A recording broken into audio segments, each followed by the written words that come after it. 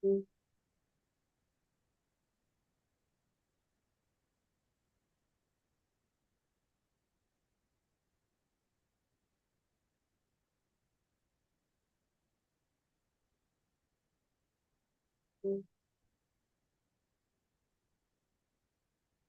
we're live. Okay, welcome, my friends and gems. We're here from two sides of the planet of this beautiful blue marble in the sky, the globe. We have Noeline Levinson from New Zealand, our brain profiler, and I'm here in sunny Southern California. Welcome, Noeline. Thank you. Hi. I'm so excited to have you back. So let's dive in deep. We've just got a little shy of 30 minutes to share some really wonderful gold nuggets of information. So we have talked a little bit about brain profiling in the past here on this channel. So I want you to share with people why it's important to realize and recognize your MO, the way we behave when we are subjected to stress. Well, it's important because this is when our behavior changes. When we relax, everything is super fine. But when, we're not relaxed, things can really go to hell quite quickly. So, and I see this on a day-to-day basis. People are in an argument, and then they turn around and walk away from that argument and say to themselves, why didn't I say this?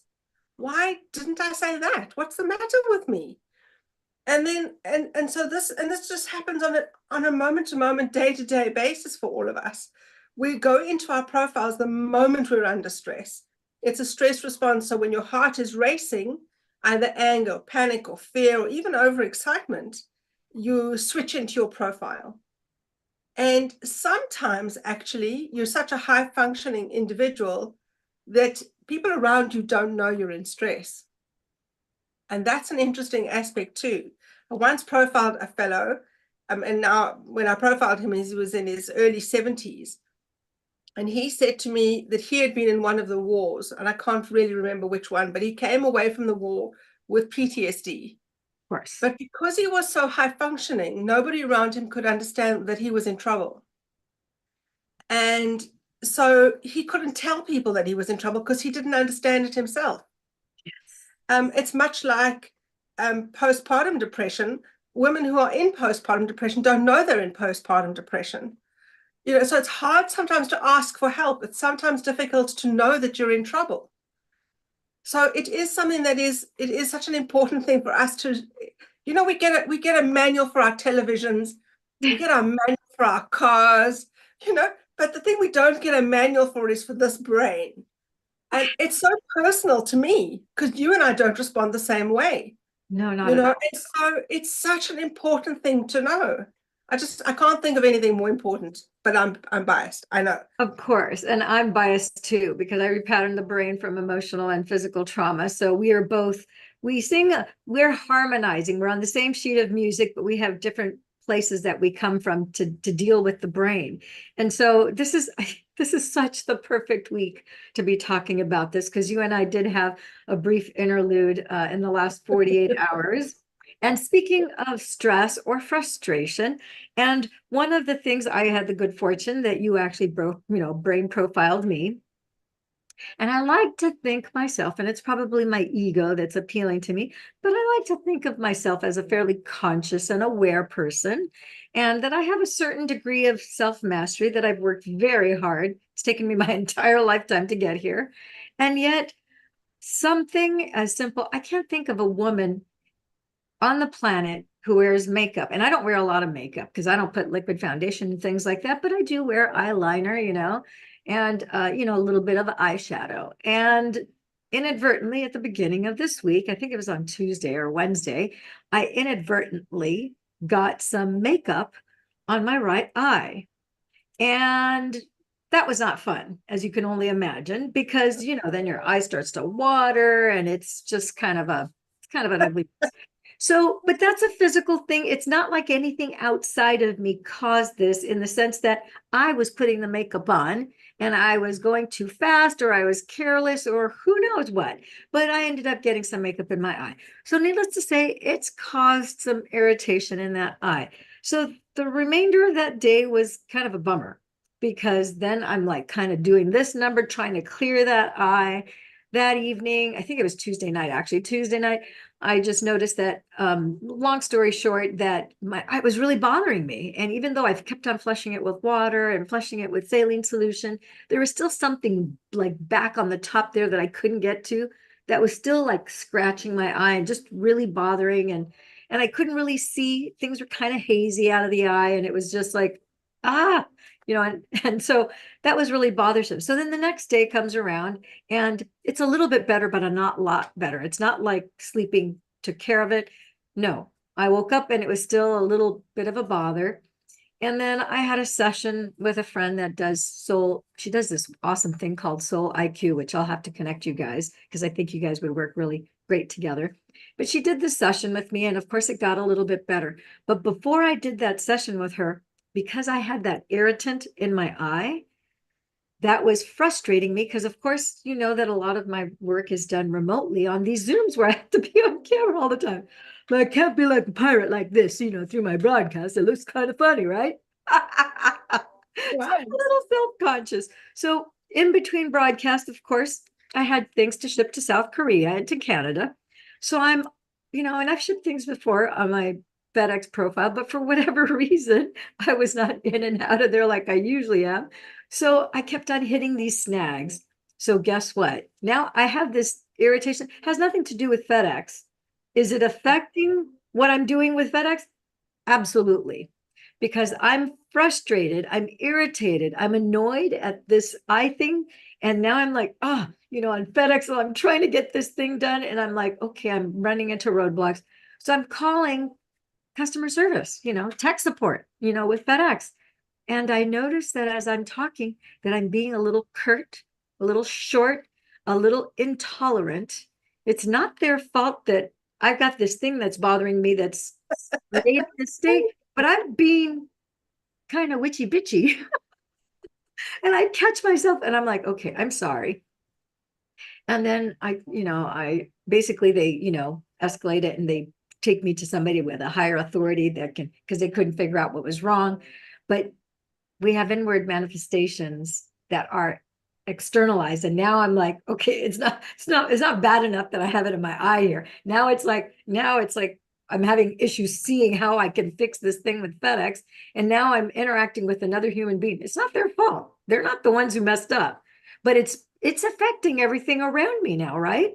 Yes. So when I spoke to you, it was like 48 hours after. I'm still not 100%, but I'm way better today than I was, like I said, even yesterday when we were talking, because I kind of shared with you how that frustration was actually, it was changing the way I normally behave. And even though I was aware that it was my eye, that is something that we universally all experience.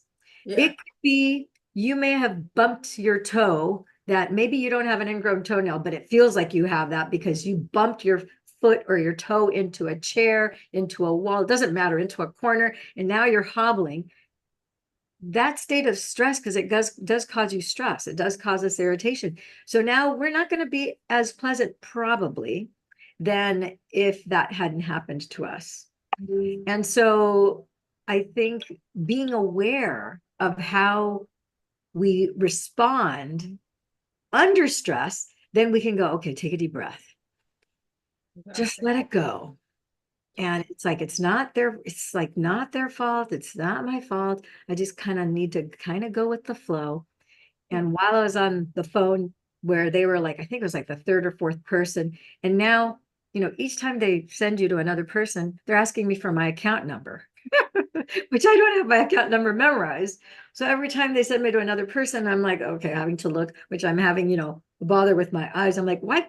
I'm in their system already. You've had 2 people or 3 people before me verify it. Why do I have to keep on revalidating and reconfirming my account number? Normally it wouldn't bother me, but under these circumstances, it bothered me. So I realized, I'm like, okay, I need to change my tone of voice. and I need to be softer and calmer with the next person the way I normally am. But now I'm kind of deliberately moving myself in that place because I'm not genuinely in that place. That's right. And then Exactly. the next person, it was interesting as I took a softer tone and I was in a more easy demeanor and I was more appreciative that this gal was able to get on the phone and help me. Then everything quickly, like all the loose ends, they were Wow. fixed.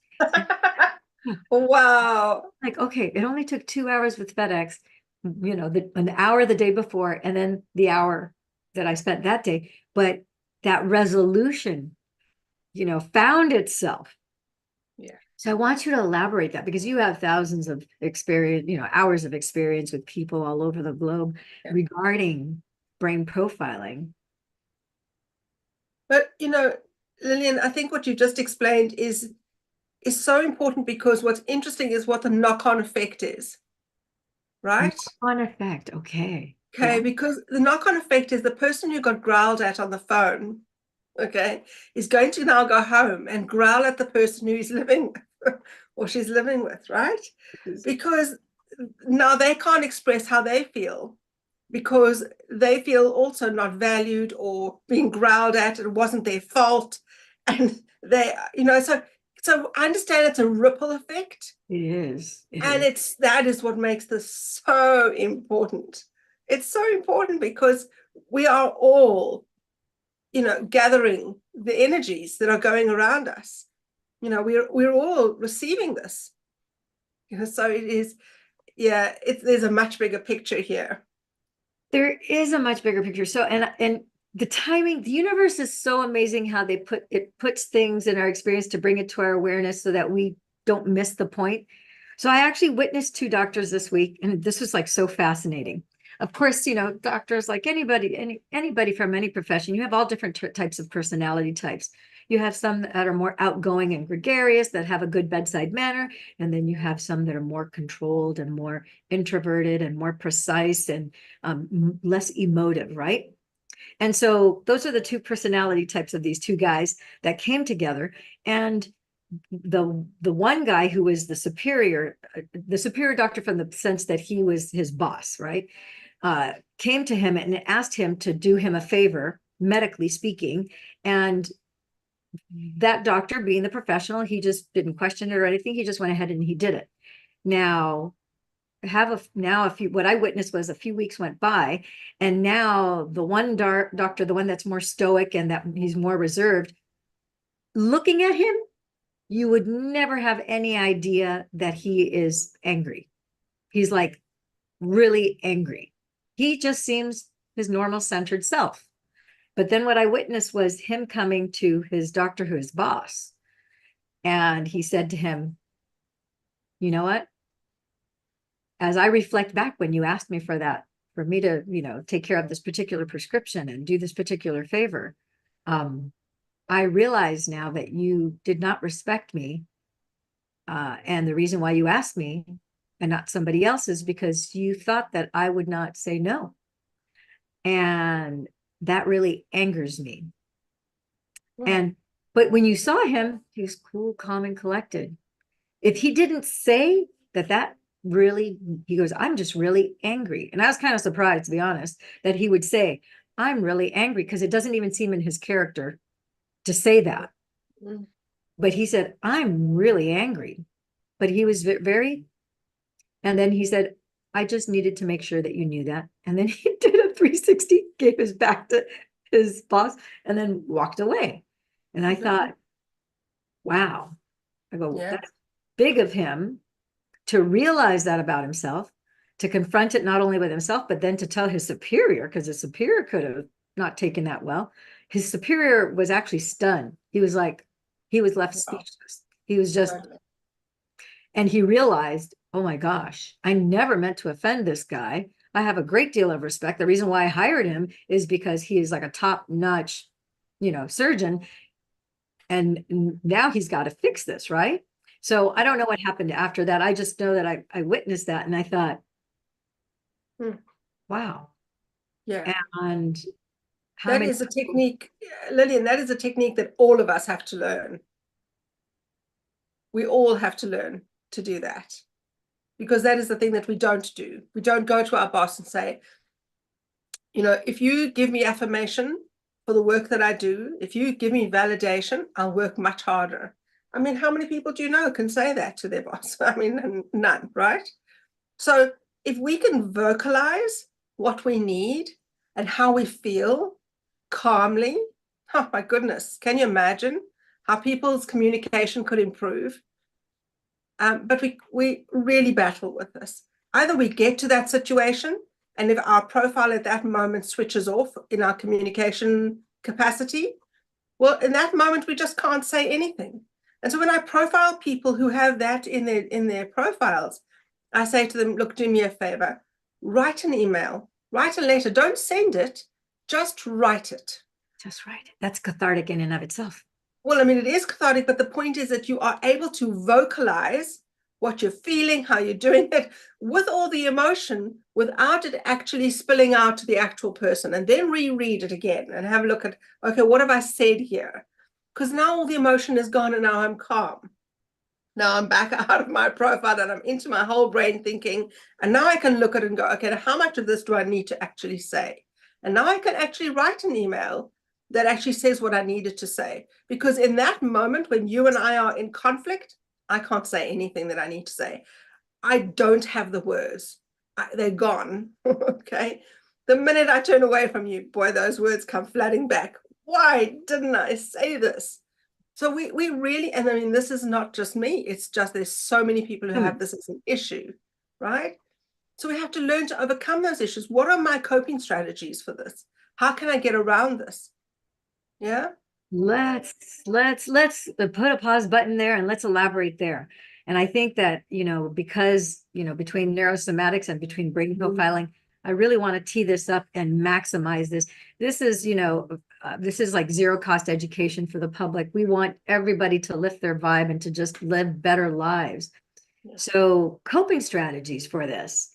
And so one of the things that I know as a neurosomatic practitioner, you know, anytime you're repatterning the brain, you have to use left and right side of the body, left brain and right brain engagement. And so one of the things that I find, you talked about something that's cathartic that you can do in that moment.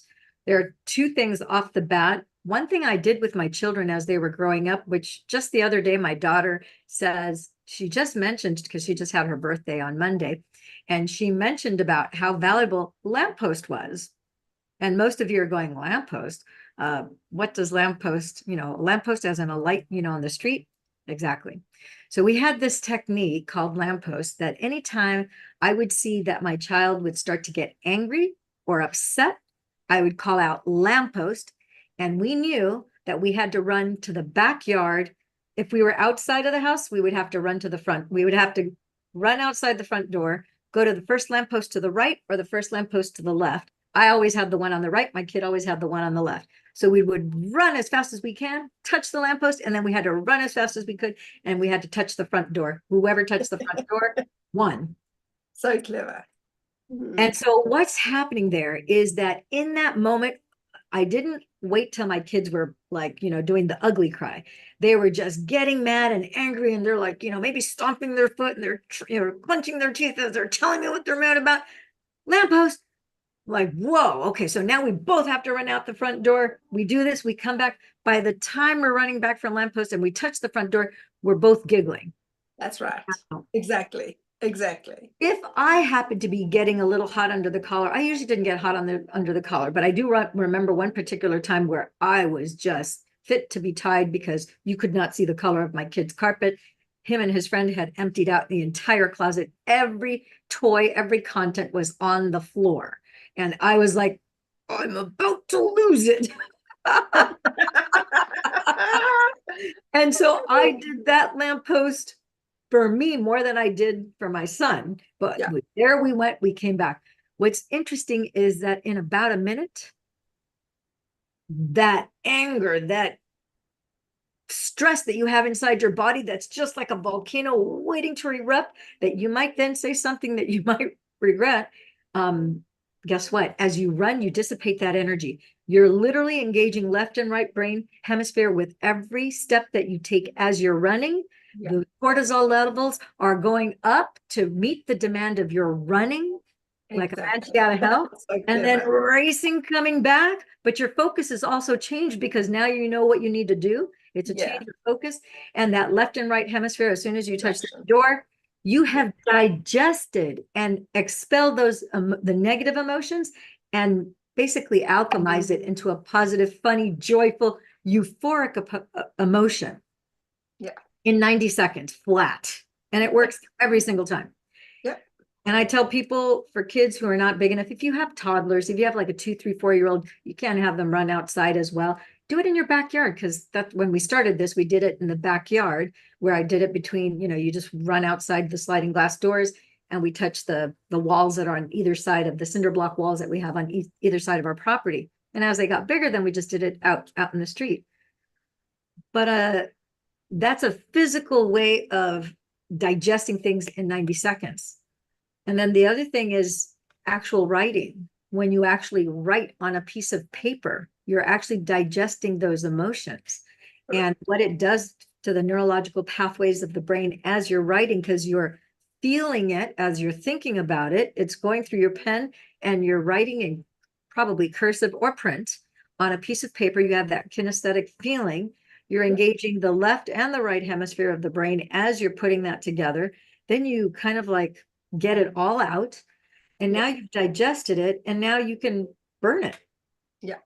And then you'll feel, oh, wow. Sometimes there's a resistance to you burning the paper, believe it or not, because there's probably some negative emotions, but it doesn't matter. The fact that then you burn it, you're like, oh my gosh, the energy is now transmuted. Yeah. And then one of the other things that I teach parents to do, and I know it's such a thing that everybody knows about, but so few people actually listen or do this. And I found it to be incredibly useful. When we were immigrating from South Africa, my husband left a few months before us. And I wasn't aware of the fact that he used to rough and tumble with my little boy every day. And I didn't understand at the time how important that rough and tumbling was for that level of testosterone and actually to have an out. I didn't understand that. I had never noticed it. I didn't know, anything about this. And I phoned my husband one night and I said to him, your son has just changed personality and I don't understand him. And we really are having a lot of difficulty with becoming obnoxious and difficult and so unlike him. And he said to me, go and get a pillow and just beat him with a pillow. And he'll beat you with a pillow fight. Do pillow fights, And I thought, okay, look, I can do this because I'm so frustrated. I could really take the pillow and beat the hell out of this kid. And I did. We happened to be in a house where we had a really big bed, and I took a pillow and I was beating him, and he was beating me, and we ended up crying and laughing. And by the end, it made such a huge difference. His personality just turned straight back to his normal self. He was, easy to deal with. I thought to myself, my goodness, how easy was that? We both were able to get rid of a whole lot of frustration safely, calmly. And he learned from there, and I learned from there how important it is to be able to have that physical out. So yes, and he's a gym bunny. And so now when he has that, he goes off to the gym and he does exactly what you just said. But he has learned how to have that safe out. And that is such an important thing to learn for parents and for children. You need to find a way that you can have this moment and, yes, you're going to giggle and laugh and, the whole thing just fizzles out. Now your brain is back into whole brain thinking, and now you can communicate. Look, I don't want you to do this anymore. This is destructive and it hurts me. And I think also learning how to communicate is so important. I know people do teach communication. It isn't taught at school, sadly. But one of the important things is to learn to talk about me, that it hurts me. Yes. Yeah. I don't like it. It's called I messaging. And it is about teaching children how things work in the world, but not by you. This is me. If you do this, I feel, Yeah. I feel A, B, and C when you do this. So that there are ways to learn how to remessage, how to communicate. That's why the brain profile is the beginning of the process. It's So not the end of important. the process. It's Yeah. so important, yes. And so what an incredible gift. I think, you know, if people can walk away, there's two things I think that would be great for them to walk away. First of all, what an incredible like childhood experience your child has of those pillow fights with you. Because you guys are like taking those big pillows, you're not hurting each other, but it's a very physical interaction. His testosterone is finally getting in the proper balance that it needs. You are getting close to him because you're physically, you know, getting with that pillow. It's like that is something that he will take, you know, to the end of his life, and hopefully he will duplicate and use that as he, you know, when he becomes a father and so forth. But what an interesting dynamic. Everybody can do this. Nobody is so special that they can't do this. You can do that pillow fight, and that's going to dissipate those energies. It's going to balance things out for both of you. Yeah. What an incredible gift. And so for people watching here, I would encourage you, you know, that's a simple action step that you can take today. And you can do it just for fun. You don't have to wait till your son or your daughter is frustrated, but especially with boys do need to do the rough and tumble thing. And you could take your pillows and go to the backyard if you don't want to do it inside your house. So now, or in your garage, it doesn't really matter. The point is, do it. And then you might want to consider, I think your child is worth at least the cost of a pair of shoes. You know, to me, my child is worth millions and millions of dollars. There's no dollar amount that would replace my child. And so investing the time and the money to set a time to get their brain profiled so that now you as a parent, you're empowered with this inner workings of your child. Oh my gosh. What an incredible gift to you both and to your whole family when you now know the inner workings of how your child responds under stress, when they're frustrated, when they're annoyed. Now you have tools like the pillow fights that Noeline has mentioned here today. So Noeline, please tell them the best place for them to reach you so that they can reach out and talk to you and ask you questions and book a brain profiling session. Okay, super. So the best place to start is the website. It's brainfocus.nz. NZ. Brainfocus.n as in Nancy, Z as in Zachary. So that's Z. Okay. Exactly. And there are contact details on the website, and you can reach me from there. Fantastic, my friends and gems. And so I'm going to just point out, I happen to be wearing Aeon on my left temple today instead of on my neck bump.